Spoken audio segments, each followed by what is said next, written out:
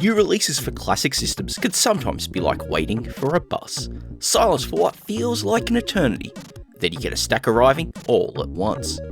Which is certainly the case with a pair of shiny new puzzle titles being released for our beloved C64 in the form of Boxymoxy and Grid Pix. And so, it's time to step away from more frantic explorations and take a more chilled one in exploring these two new puzzlers.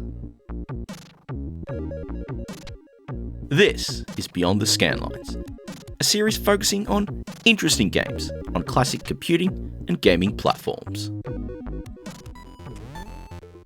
The first of the pair is Boxymoxy, coming to us from the team over at Brokenbytes.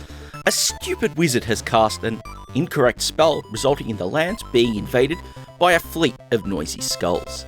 These skulls have caused so much noise, it's prevented the king from getting a good night's sleep, and so the wizard has been thrown into the dungeons as punishment. It's now down to the wizard's cats, Boxy and Moxy, to clear the surrounding forest, village, and of course the castle itself of these skulls to quieten things down, restoring peace to the land and, of course more importantly, release that stupid wizard from the dungeon. All of this involves you guiding both Boxy and Moxy across each stage. Each cat can be moved in the 4 cardinal directions, sliding until they hit a wall or obstacle. Boxy can only serve as a wall, whilst Moxy needs to be the one to smash the skulls. The challenge then is to guide both cats around each screen, setting things up so Boxy can smash the skulls, all within the given number of moves required to complete the stage. Doing so under the number indicated at the bottom of the screen gives you the max 3 stars for a stage. If you happen to take an extra move or two, you'll net 2 stars instead. Outside of that, you'll only earn a single star. This mightn't seem relevant, but earning as many stars as possible is essential to being able to move on to the village levels and ultimately the castle ones after that. Which is where the challenge comes in. Planning your moves is essential to getting that pass score, and things are certainly trickier than they first appear, so that you'll be racking your head quite a bit in working out the precise set of movements to clear each stage. This is really where it can be said that Boxymoxy may unsettle some folk.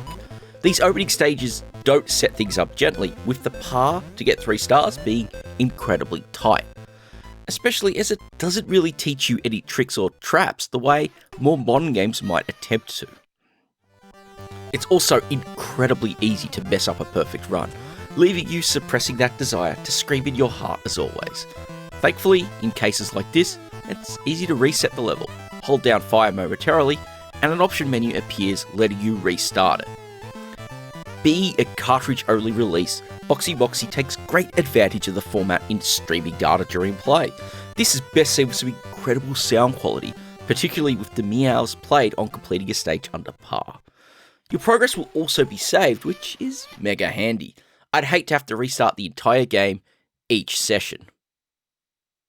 The presentation is charming and there's some great artwork across the map screens, intermissions, and of course in-game as well. The control mechanics are quite solid.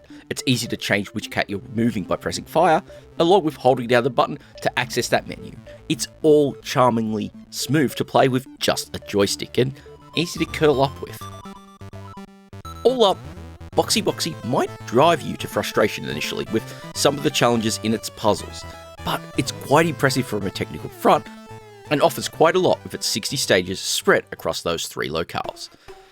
When it comes to playing on real hardware, you've got the option of the physical cartridge release as published by RGCD, or having a device which handles Easy Flash cartridge images, whether it's an actual Easy Flash card, or the support offered by devices like the Ultimate 2 Plus or Ultimate 64 is up to you. Either way, you can certainly get it going quite nicely.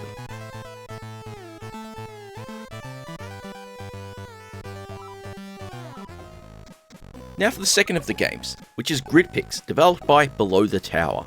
The setup is not quite as flashy as Boxymoxy, but that's fine by me because it's the mechanics which really count most of all. Grid Pix takes its cues from Picross or nonogram style puzzlers. You're given an empty grid and need to construct the image using the numbers on the top and side of the puzzle as clues. For those who aren't masters of this particular form of puzzle, the game offers a great tutorial breaking down how you should logically solve them, as unlike other puzzlers, the nonogram style puzzles are ones which do have a logical path to work through to get that solution. And that's really a breath of fresh air, and the presentation of Grid Pix really helps convey it. Though you do have a timer presence, it doesn't really offer a gameplay purpose. You're not judged on how fast you take to figure one of those puzzles out, so it's more for you. So if you want to use it as a means to set a part time to break on your next run, then go right ahead. One of the unique elements with Grid Pix is the number of puzzles on offer, a whopping 100 to start with. And on top of that, the game offers a facility to load in additional DLC packs from disc. I'm sure there's going to be plenty of creator packs out there in due course, which is no doubt helped by the inclusion of a grid template for you to design your own masterworks and send them in. Completing each puzzle will reward you with a note about what the given image symbolises, but also a password to get back there. At least for the disc version of the game, whereas players of the cartridge release will have their progress saved as you'd expect for that format. For a game like this, the control scheme has to be spot on, especially when it comes to drawing around the grid, and that's something I really love with Grid Pix. Though only joystick controls are supported, it works incredibly well for drawing, especially because as you hold down the fire button, you can easily mark multiple squares of the grid with the given state, filling it in, crossing it out, or clearing it. As some puzzles are set up with entire rows available or unavailable, it helps you visualize what is happening, and makes things very quick to jot down your progress as a result. To go with that is the general presentation and atmosphere provided, from the colourful visuals to the multiple soundtrack options, which can be swapped over at any time. There's this incredibly chill tone to the whole game, which is something I learned as I was grabbing footage. I sat down and just worked my way through puzzles, and because it's so easy to restart when you do mess up, before I knew it, I had sat down and had a great 90-minute session of just chilling out and working my way through the game. Which, if that doesn't mean it's a sign that Grid Pix is an excellent experience, then, quite frankly, I don't know what is.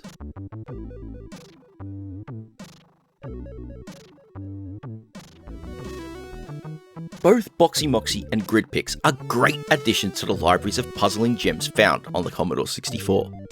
Whether you're after something to let you slowly, but logically decode the clues, as in Grid Pix, or prefer with experimenting to find the right sequence of moves to get Boxy and Moxy to smash those skulls, either way, both offer plenty of challenge for sure.